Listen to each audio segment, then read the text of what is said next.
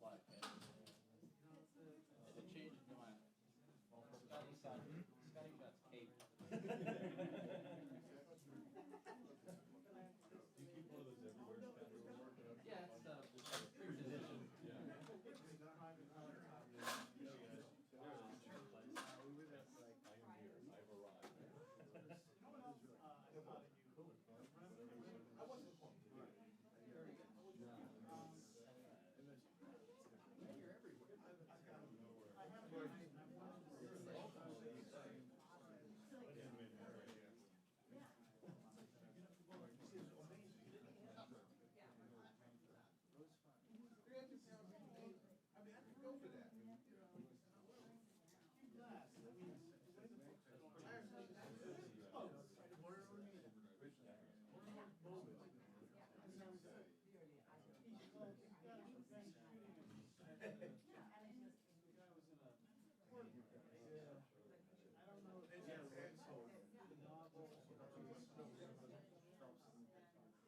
I am here. I've arrived. This guy is whispering in my ear. The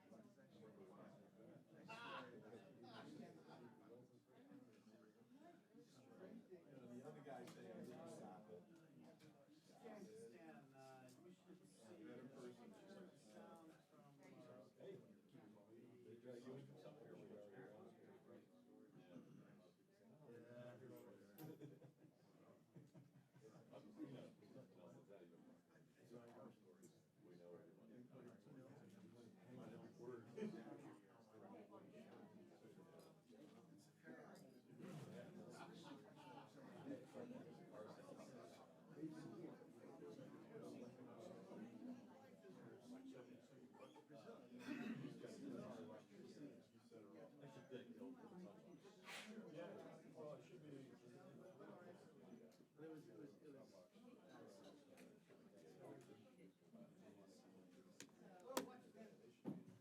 Yeah.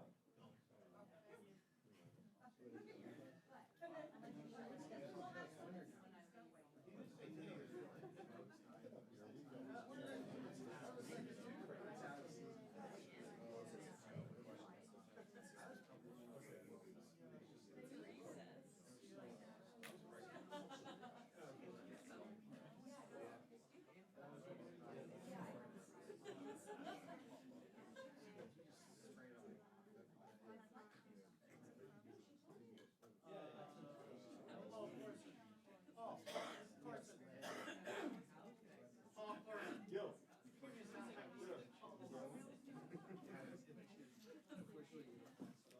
Following sound check is for Dan Huff only. No one else can adjust their cameras. Check 1, 2. Hello, check. Check. Hello, testing 1, 2. I can. I'm really fuzzy this morning. Sorry. Focus. Check, check. You good? Everyone? Yeah. Anyone else? Hey, I can check my own. I'm wireless. 1, 2. You good? 1, 2. Hello, hello, hello. You still up? Okay. You're welcome. That'll be 25 cents.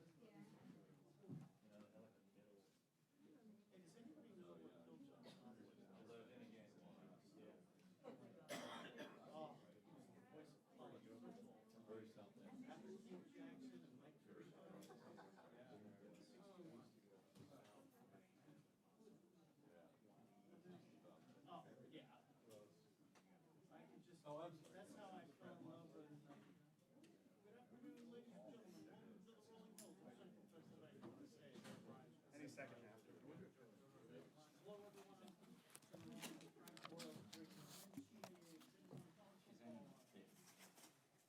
It's bigger than all of us. Walking through the basement. On the way to do something else, my dad had the game on. Spell. This is cool. Oh, wait, yeah, I got some new cameras, just like Getty. I thought they said that they were gonna. They told me. You, They lied. They said they wanted me to die happy. Did you use that? That's why I got all those phone calls. Convention. I tell you, In text messages. as good as the other ones. Except the village. How is that? The other ones were, We were totally unaffected. How's that a game changer? Totally unaffected. Amazing. you know, when High I ISOs, went that down much that better main processors. street, Yeah, the AF's better in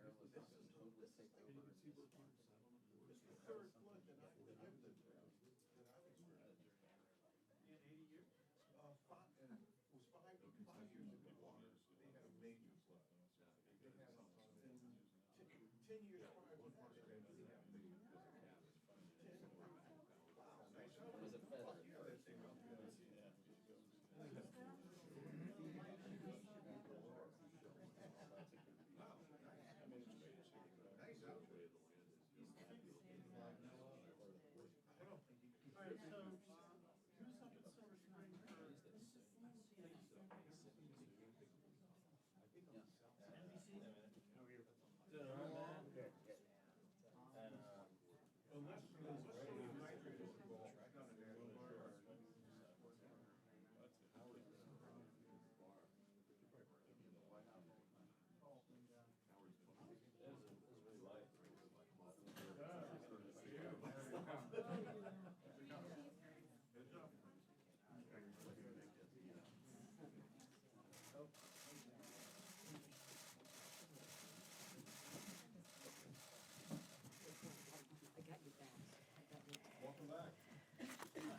You've been here the whole time, working away, huh? It's good to be with you. We missed you very much. As you all know, our first responsibility as members of Congress, or any public official, is to protect and defend. That's the oath that we take. National security is our first responsibility. That includes national security, global security, neighborhood security, personal security, to protect the American people. Under leadership of Mr. Steve Israel, our democratic agenda as we go forward is about security, national security, economic security, and the security of our democracy. All of those priorities are being neglected by the fact that Congress has not been in session for weeks and does not intend to be in session for weeks. We have some emergencies that have been there for months that Congress left without addressing.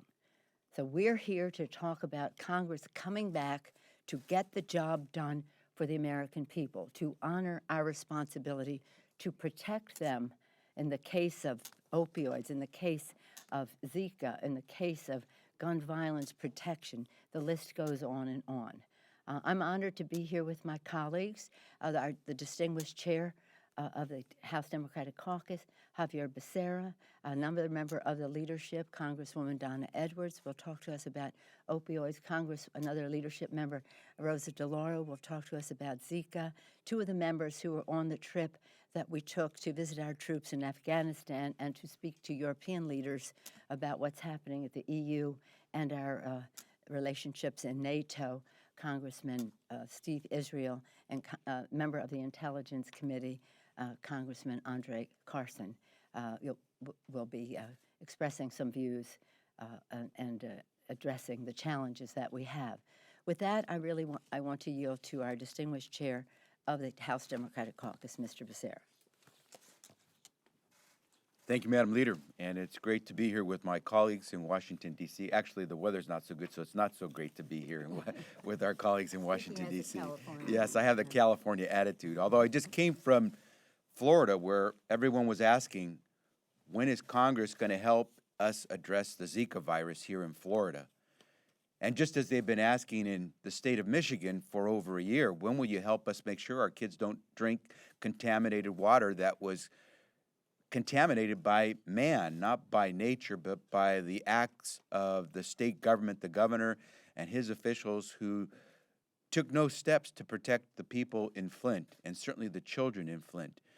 And given that this Sunday the emergency funding provided by FEMA, the Federal Emergency Management Agency, expires, the folks back in Michigan, in Flint, Michigan, are asking, when will Congress step to the plate? Why won't Congress do its job?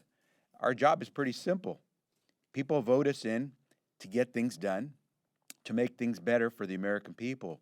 Unfortunately, so far, this is a Congress that has done very little and is, in fact, cut out of town early and not accomplished its job. It doesn't make any difference if it's Zika, if it's Flint, Michigan, lead contamination, you can name it. the American people are wondering, when will we get our work done? And so many of us have asked the leadership in the House of Representatives on the Republican side to bring us back in. Let us get our job done. It shouldn't take long for us to provide the resources to the folks in Florida and other places to deal with Zika. It shouldn't take us very long to help the people in Flint, Michigan. The children in Flint, Michigan should be able to drink their water from their tap without question. Every one of us would expect the same thing for our children and for our families. It's time for Congress to get its work done. Let me now yield to the gentlewoman from the state of Maryland, Donna Edwards. Thank you very much, Madam Leader, and to our chairman and our colleagues here today. I have the pleasure of being able to represent a district that's right here in the metropolitan Washington region. But even my constituents don't understand why we're not at work.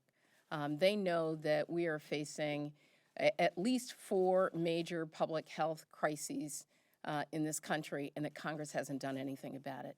As my colleague said, the Zika virus, ending the scourge of gun violence that is plaguing communities in my district and across our state and our country, and yet we haven't been able to do anything about that. The public health crisis in Flint, Michigan, where 9,000 children have been poisoned and the water is still not clean, we have the ability to do something about that, and Congress, Republicans in Congress, have done nothing. As Democrats, we've offered solutions to end and to deal with the opioid addiction problem and overdose problem that's happening in communities across the country, where 78 people every single day lose their lives to opioid overdoses. We know that we can put the resources to do that. Democrats have offered solutions, and yet Republicans are on vacation, and they have done nothing. And so I join my colleagues here today saying, I don't want to just hang out in the 4th District in Maryland. I want to be here on Capitol Hill solving these public health emergencies that can't wait, making sure that, sadly, our families, our communities, and our children know that we're here to do their work. 52 days of vacation. Children will be back in school for the fall, and Congress, Republicans in Congress, will still be on vacation. As Democrats, we want to work, we want to get the job done for the American people, and it's time for us to get back to it. Thank you, and I yield to my colleague, co-chair of our Steering and Policy Committee, Rosa DeLauro. Thank you. I thank my colleague Donna Edwards, our co-chair of Steering and Policy, and honored to be here with our leader. Thank her for organizing this effort today, and with the rest of my colleagues here this morning. And it really is about discussing some of the most serious challenges that are facing our nation today. The Zika virus, the opioid epidemic has been mentioned, the lead poisoning of children in Flint, Michigan, and yes, gun violence. As predicted many months ago, the Zika virus has rapidly become a serious healthcare crisis. As of last week, there are more than 7,300 cases in the United States and its territories, including nearly 1,000 expectant mothers. 15 babies have been born with Zika-related birth defects, and 1 baby in Texas has died. Over 40 members of our military have been infected with Zika. This is a public health emergency. What does it take to get the Republican majority to act? First, they demanded that the administration transfer funds intended to combat the Ebola virus and use it instead for Zika. The administration complied. $589 million was redirected to fight Zika. In essence, robbing Peter to pay Paul. Resources went to the Center for Disease Control, who will obligate all of their remaining funds by the end of September. Resources went to the NIH and BARDA, Biomedical Advanced Research and Development. Both will exhaust almost all of their funds for vaccines by the end of August. And now, because of continued inaction by the Republicans, they are going to force the Department of Health and Human Services to take money from the NIH, from biomedical research. We know what that means. And some of my colleagues on the other side of the aisle will stand up and talk about how we need to spend money for biomedical research. But NIH is going to have to shift some of that money in order to deal with Zika. And if they don't, vaccine development will be stopped dead in its tracks. They're forcing HHS to take money from other public health programs to continue to pay for diagnostics so that we know the scope of the Zika outbreak. The money is running out, and our public health officials cannot combat this virus without additional funding. Speaker Ryan, call the House of Representatives back into session so that we can pass legislation that will allow us to effectively respond to the Zika virus. Does the Speaker not realize that for the first time in history, our government is telling pregnant women to avoid a U.S. neighborhood in Florida? Does the Speaker not realize that women are being advised not to get pregnant? Does the Speaker not realize that waiting until September is too late? Too late for expectant mothers with Zika who are so fearful of bearing a child with severe birth defects. Too late for the people of Miami, and too late for the millions of Americans at risk. Our job is to protect the American people from Zika, opioids, lead poisoning, gun violence. Republicans have not responded on this issue, and it's time for the Republicans to act. Let me take also a moment to say thank you to Leader Pelosi for leading our congressional delegation to Italy and to Afghanistan last week. We discussed a range of issues with foreign leaders and met with our military leaders and servicemen and women. Their bravery and their dedication is inspiring to all of us. In Italy, we met with Archbishop Silvano Tomasi, who's head of the Pontifical Council for Justice and Peace. We discussed immigration, food security, global poverty reduction. These are critical issues that face our world, and the U.S. has an important role to play. The United States cannot and must not put its head in the sand, whether they are fighting Zika or in addressing these other global issues. We thank you again, Leader Pelosi, and let me now turn it back over to you. Oh, I'm sorry, Congressman Steve Israel. Thank you. Thanks, Rosa. You know, when it comes to national security, it's not just that Republicans are doing nothing. They're actually doing damage to our national security. Leader Pelosi has just led us on a CODEL, as Rosa mentioned, to visit with our NATO allies, our NATO partners in Italy, our NATO partners in Afghanistan. And I felt like we should have brought brooms and mops to clean up the damage that Donald Trump is creating for those allies and those partners, to clean up the mess, the national security mess that he is creating. In Italy, we had to reassure some of our closest partners in NATO that we're not going to abandon them, we're not going to turn our backs on them, we're not going to weaken them, and we're not going to undermine them. In Afghanistan, we had to tell our partners in Afghanistan, the president of Afghanistan, but also our own military leaders, that we were going to stand by them, that we're not going to undermine them, as a Republican presidential candidate has publicly suggested that he will do. Last month, House Democrats unveiled our Stronger America agenda. And it's critical, but it's also easy to understand for the American people. Number one, we're going to work with our NATO allies to combat terrorism around the world. Number two, we're going to provide our military the resources that they need. Number three, we're going to increase funding for the FBI's counterterrorism initiatives and activities. Number four, we're going to expand DHS airport perimeter programs. And number five, we're going to take guns out of the hands of suspected terrorists by passing no-fly, no-buy. Those are 5 priorities that we would have gotten done before we left for recess had we been in the majority in the House of Representatives. Those are 5 priorities that House Republicans have completely turned their backs on. This has become, for House Republicans, an August of apology for their presidential candidates. It needs to be an August of action for the American people. And all we have faced from House Republicans is inaction, and worse than inaction, damage to our national security. With that, I will turn it over to one of the members of our CODEL, Congressman Andre Carson. Thank you, Steve. Thank you very much.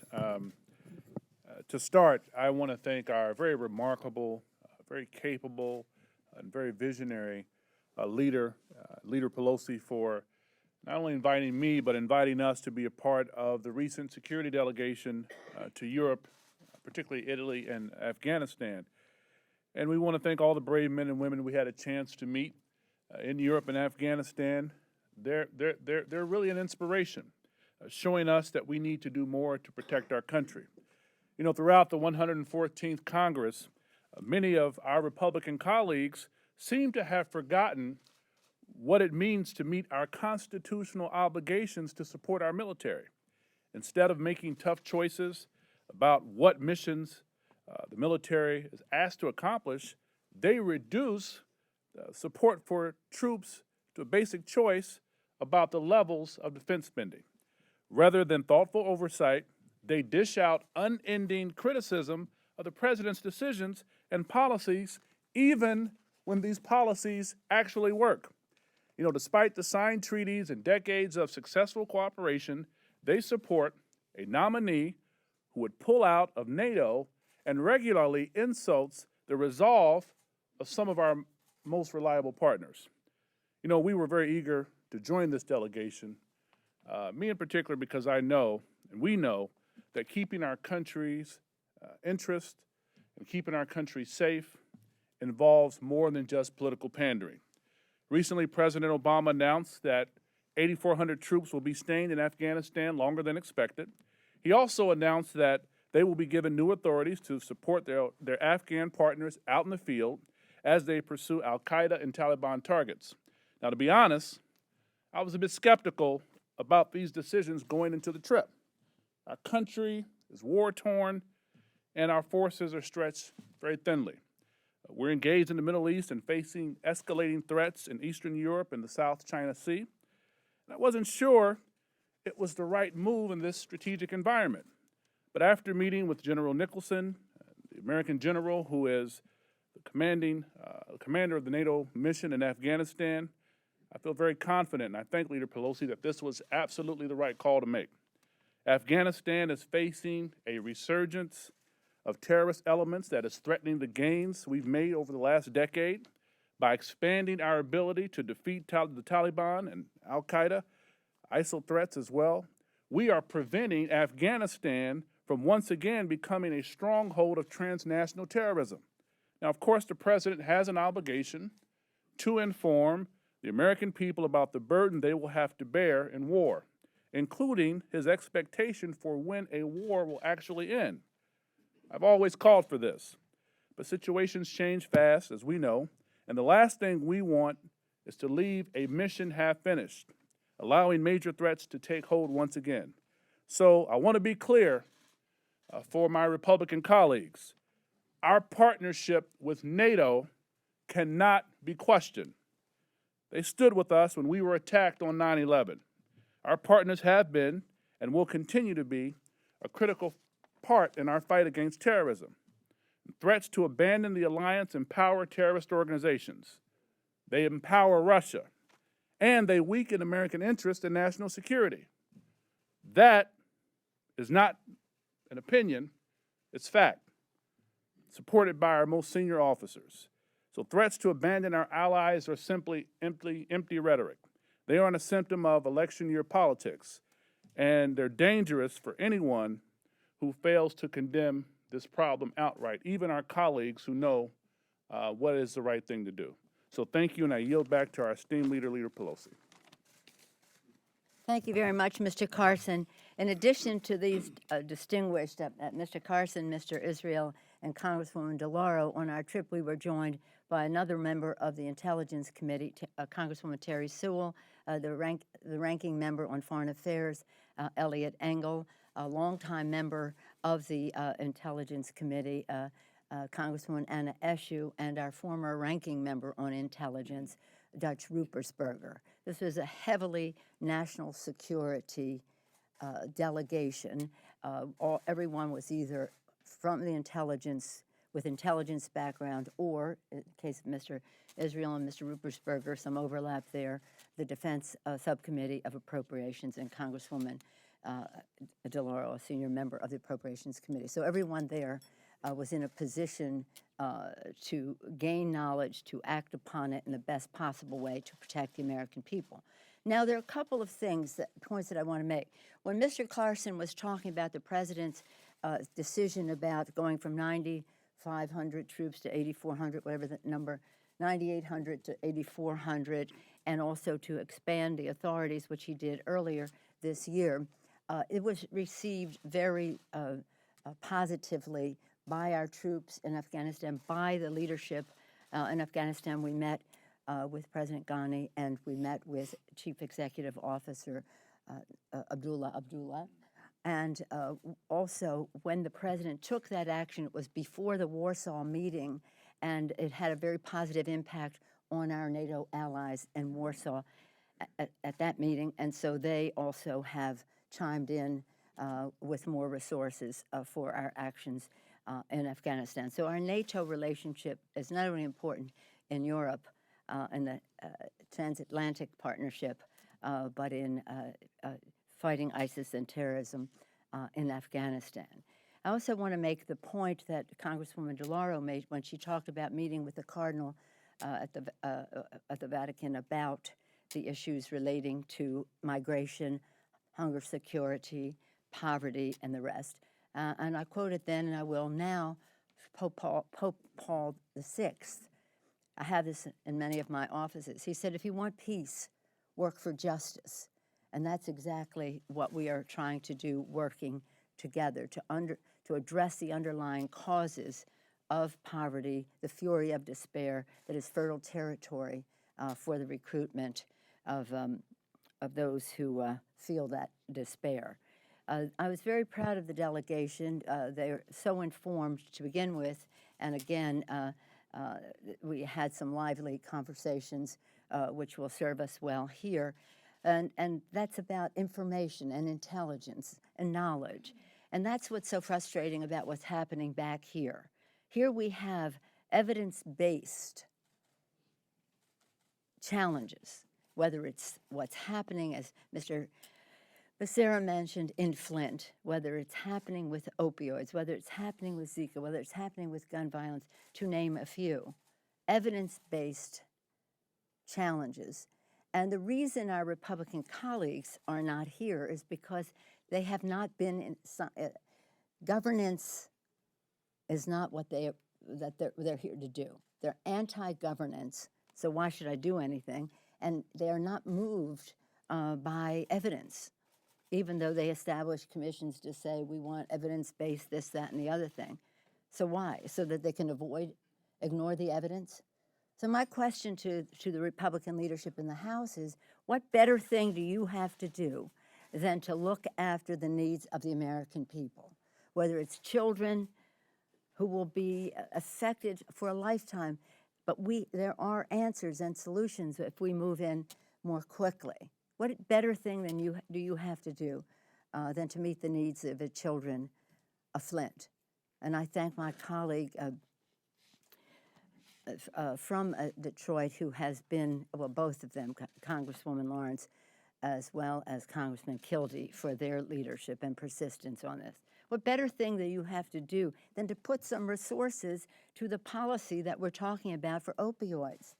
It doesn't work unless you put the resources there. We all agreed in large numbers.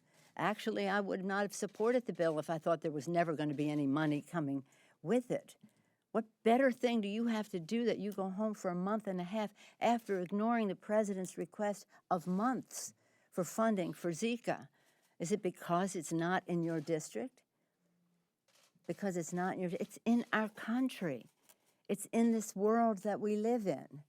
What better thing do you have to do than giving us a vote on no fly, no buy and background check, sensible, common sense background checks legislation? 90% of the American people support no fly, no buy, 85% the background check. So it isn't as if the public isn't watching and knowing of the inaction that is happening here. We're only halfway through this break. We can come back and act upon it. What they're going to do, they're going to do it in the appropriations process, maybe. And by the way, they already have thrown up obstacles to the Zika funding. Zika is a sexually, if you're infected by Zika, can be sexually transmitted. We've had this discussion before here. And yet they're saying, well, if we have any funding for Zika, it cannot include contraception. What? I wonder how many of their homes, I wonder this a lot. How many of the families of our Republican colleagues are not practicing birth control? How come they don't have many more children? How come they don't have 5 children in 6 years the way I did? What is it with them that they don't understand? A sexually transmitted disease, you use contraception. You know, I grant them their position on many issues. We have a different philosophy. But come on, come back, do the job, do the job. And anytime I see one of our Republican colleagues, I'm going to ask them, what was it that you accomplished during your break that was more important than the health and the well-being and the safety and the security of the American people? I, too, I'm going to Florida shortly after this meeting. We go to Orlando and have meetings related to what happened in Orlando 2 months ago. Go to South Florida to talk about Zika. Solutions are there. The evidence and the science and the data lead us to a place where responsible governance for compromises and for getting the job done are readily available. But the Republicans are just saying no. Any questions? You were speaking about national security and Yeah. intelligence. There's a report out this morning about a Russian cyber attack affecting more than 100 party officials, including possibly the Democratic Governors Association. One, have you been briefed on this? And two, is that your understanding? Yes. Is this broad? Yes. It is this broad? Well, I know it's broad in terms of affecting the Democratic Congressional Campaign Committee. I don't know about the governors. I just know about what affects us and that it is the Russians. Well, how concerned are you about this hack and this information possibly coming out during this election season? Well, I don't have any concern about any information coming out from the DCCC. It's just it's just wrong. But I think that we want to learn more. I would have liked us to have been able to fully capture the hackers before it became public knowledge that they were hacking. But nonetheless, I think it's very clear. I know for sure it is the Russians. I've said that at the convention 2 weeks ago. And we are assessing the damage. I don't know about the other committees. I just know deeply about the Democratic Congressional Campaign Committee. Well, let me just say this in terms of the presidential campaign. This is an electronic Watergate. This is an electronic Watergate. This is a break-in. This is a break-in. And I think that we have to recognize what is happening here. Now, the Russians broke in. Who did they give the information to? I don't know. Who dumped it? I don't know. But I do know that this is a Watergate-like electronic break-in. And anyone who would exploit for the purpose of embarrassment or something like that is an accomplice to that. I want to talk about some other subjects.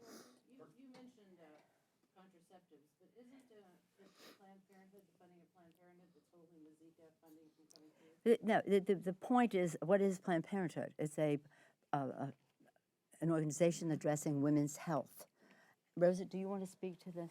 I just would point out why, when we know that the difficulty that we have around these issues, why add to the difficulty that we are experiencing in Puerto Rico?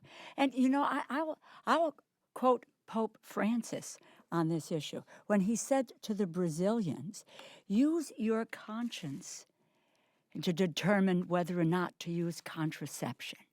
As a leader pointed out, it can be a sexually transmitted virus. So, but why add that kind of a rider to a piece of legislation that you know is going to hold it up and create the kind of dissent that will keep it from going forward? There's an obstructionism here that says, why don't we want to fund a crisis in Zika where we can help to save lives? It's mindless. It But really is I mindless. don't think that that is the only reason. I mean, the Republicans could have, could brought a bill forward that they have just said, whatever we bring forward is not going to have contraception in it, but they haven't brought anything forward. And we have offered so many compromises to them, even to the point of going to, with the Senate language of not all of the money just now, because the money is urgently needed.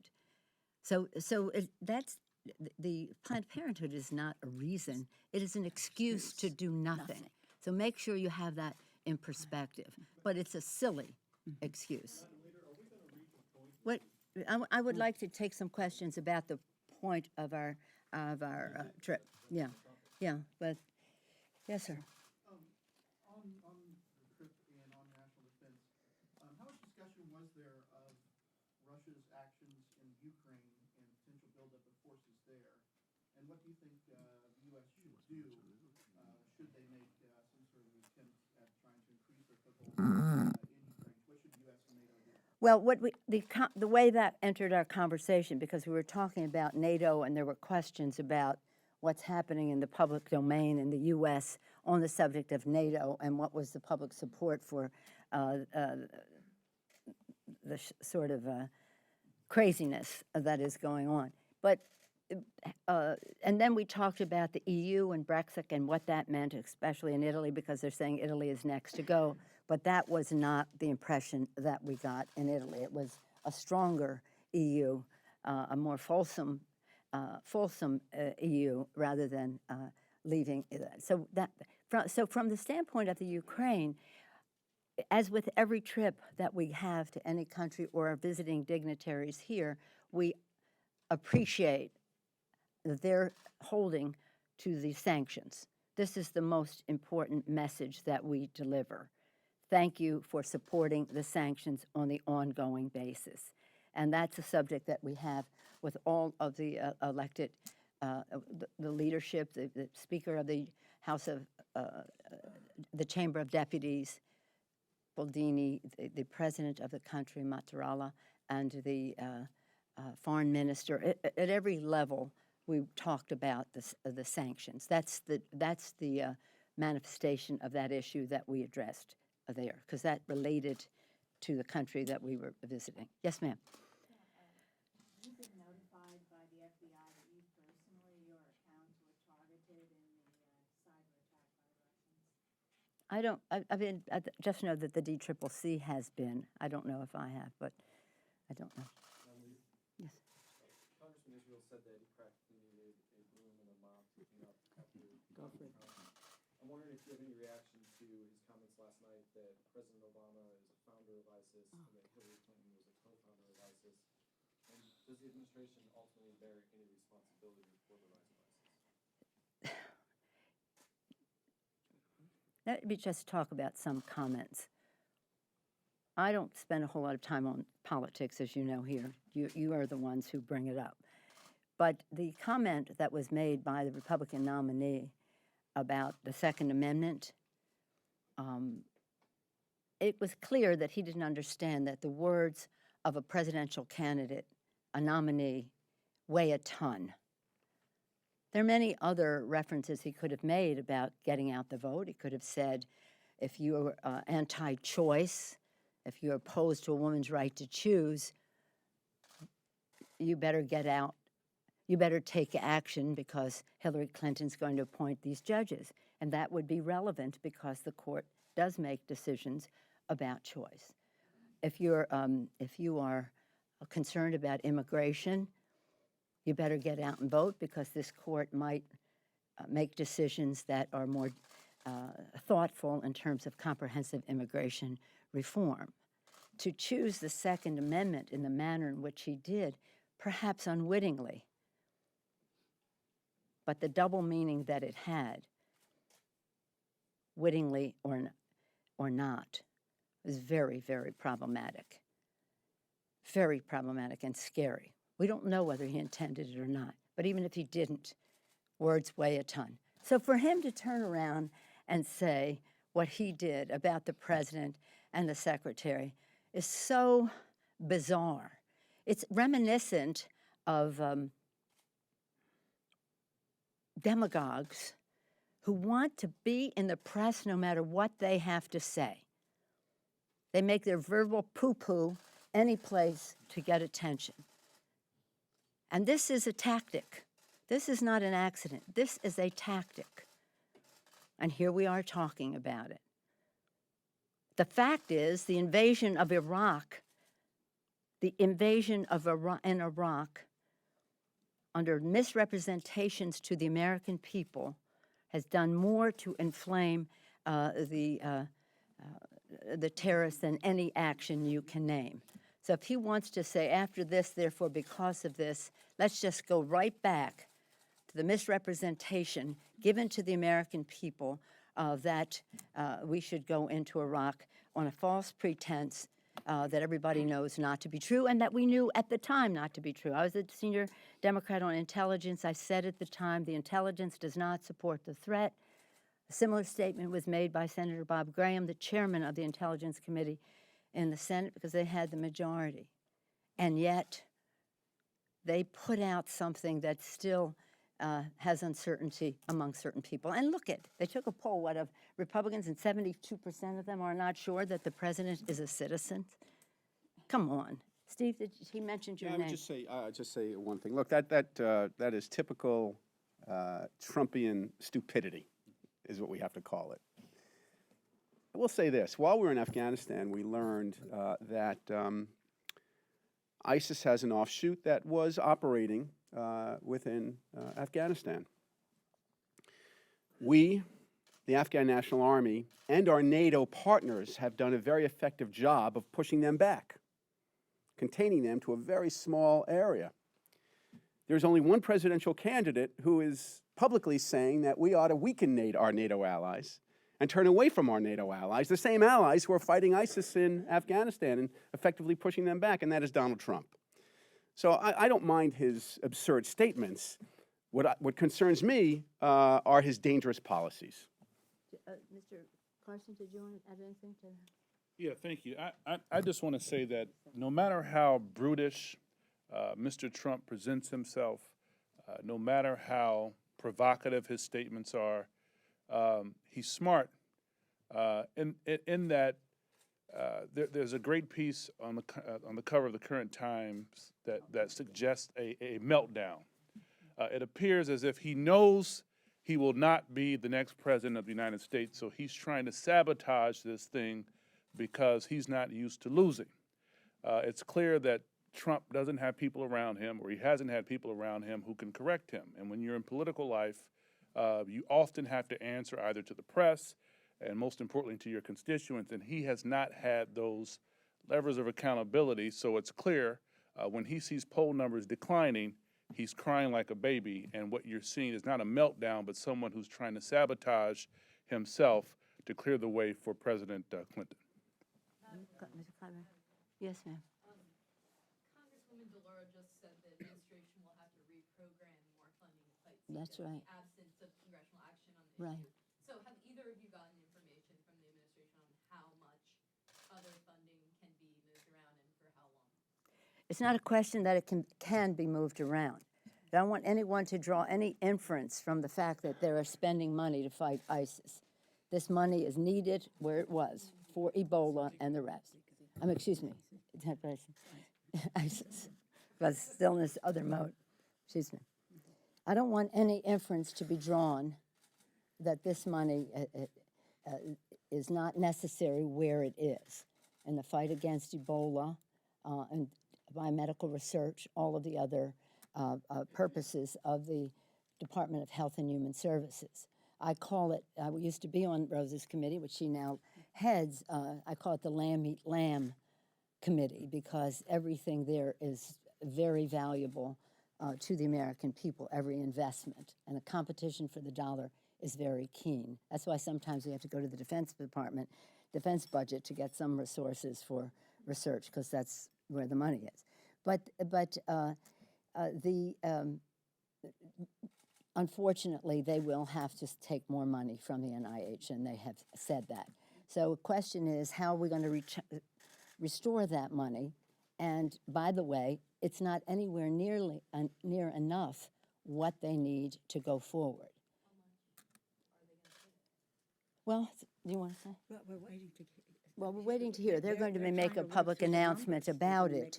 But mind you, even with that, as Congresswoman DeLauro said, they will be running out of money by the end of This month and September. the end of September in terms of CDC. BARDA, which is an initiative to work with the private sector for the development of vaccines, all the rest of that, there's just, the money isn't there. And why isn't it?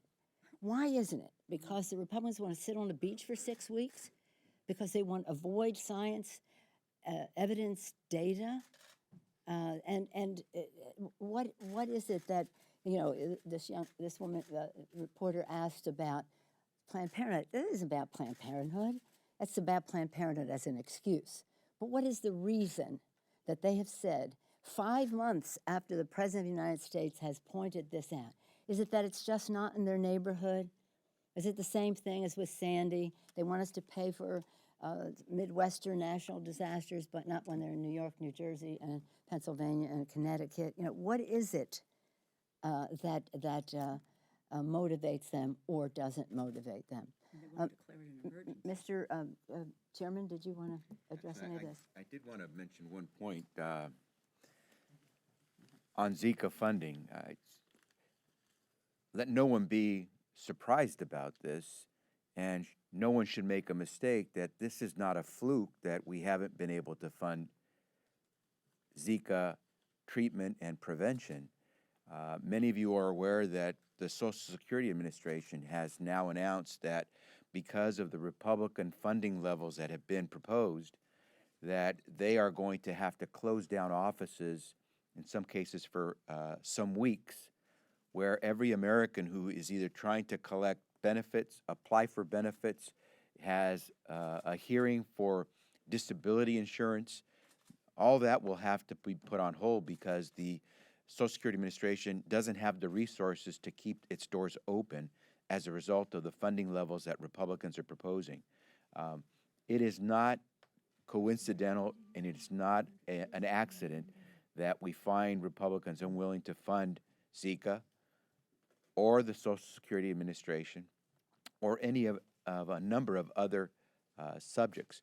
And it's unfortunate that this is their mode of operation. But make no mistake, they intend to starve certain parts of our government, and they intend to rob money from other parts of our government in their efforts to try to shrink the size of government. It's unfortunate that those who pay are women who become pregnant and contract Zika, or Americans who paid for over 40 years into Social Security who now will not be able to apply for their benefits the way they expected because our Republican colleagues have decided that this is the way they want to run government. So no one then should be surprised that we have government shutdowns as well. This is the way they intend to operate our government. No small business on Main Street would operate this way. There's no reason why the largest economy in the world should operate this way either. Donna, did you want to say? No, just very briefly. When we had a map of the potential spread of the Zika virus, not just from those who had traveled, but from local contraction months ago. We had that map, and the Republicans had that map. And so what is happening today in Florida and in Texas and in other places around the country is not a surprise. What is shameful is that Republicans left town knowing that this is precisely what would happen over this summer without the CDC getting the $1.9 billion that they requested for vaccine development, for additional research, and for treatment. And so it's just been patently irresponsible for Republicans to have left town and not dealt with this crisis and the other public health crises that we talked about earlier. And I would say, just in closing to Speaker Ryan, get back to Washington and do your job. Just do your job. Doing nothing is not a form of governance. There's a point on the Zika that I want to make, and that is the Republicans seem to be on a letter-writing binge. Republicans from Texas, Republicans from Alabama, I don't know, all the states, writing to the secretary and saying, spend the money you have. She has been spending the money. She has been spending the money, and she's written back to them very respectfully about how the money has been spent. Not any of it appropriated for this purpose, but taken from other initiatives, which must be restored. So I want to commend the secretary because she has, Secretary Burwell, she's handled this with great dignity and great respect for everyone's views and saying, how can we get the resources that we need? We cannot ignore the fact, though, that Zika exists. The money is being spent. Every possible option is being exhausted. And now we're going into the National Institutes of Health, which is supposed to be a priority for us. Just on that issue, just very, very quickly. From the outset, the president made his request in February he asked for $1.9 billion. Over and over again in our committee, the Republicans said that there wasn't enough data, there wasn't enough information about where money was being spent, which was not true. There was unbelievable detail as to where the resources were going to be. As a matter of fact, more detail than we had ever received on the cost of an Iraq war or accountability for resources spent in Iraq. And the leader just mentioned chapter and verse, every line delineating where money is going to be spent. The money that has now gone to Texas, the money that is going to the states to be able to cope with this crisis. So they continue to want to say that the administration has not provided information. It is a lie and a misrepresentation. The data is there. Take a look at it. On that subject, I just want to take this to the larger issue of budget. We had a budget agreement last year. It was a compromise. It was, in our view, not what we thought would be useful to meeting the needs of the American people, but it was a compromise, and we agreed to it. It did not take into consideration the fact that there would be a Zika crisis, a opioids crisis, that what would happen in Flint would happen. So all of these things would normally, and we are so far away from normal, normally be considered emergency spending because the budget was bare bones as it was. And so when something unusual happens, like a natural disaster, then you have emergency spending. And that's what we anticipated would happen. That's what the president requested. Instead, they're saying nothing. 5 months later, was it February to now, we have nothing. And by the way, spend that money that we appropriated for other purposes. And by the way, anything we do in addition to that, you're going to have to take out of the budget of last year, which is, our budget agreement. So this is, it doesn't make sense. S-E-N-S-E or C-E-N-T-S. It doesn't add up. And just to enlarge the issue further, you can see it played out in the presidential, if you want to talk about it. Hillary Clinton is proposing an economic package for job creation and reducing the deficit and bigger paychecks for the American people. Middle class out. Middle class economy. Donald Trump, true to form of the Republicans, is revisiting the Bush tax cuts, which took us deeply into debt when President Bush came into office. Trickle down versus bubble up. And by the way, these same trickle down people are saying, we want tax cuts for the rich because we think that's really important for our country. Even though those tax cuts do not produce jobs, they didn't.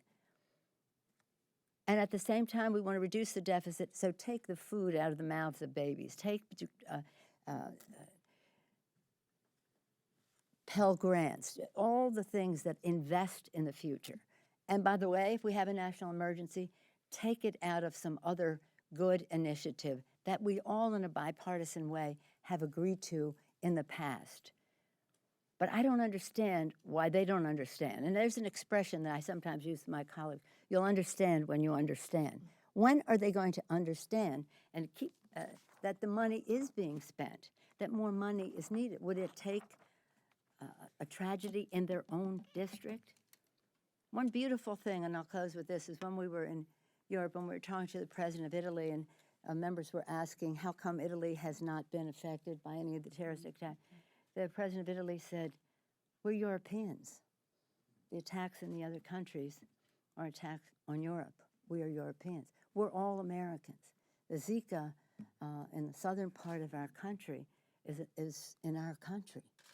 And because it hasn't hit home in their district, doesn't mean it isn't hitting home for the American people.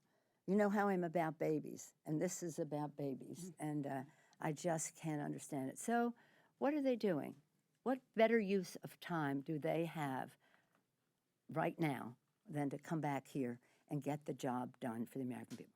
Mr. Speaker, bring the Congress back. Honor our responsibilities to the American people. Get the job done. Thank you all.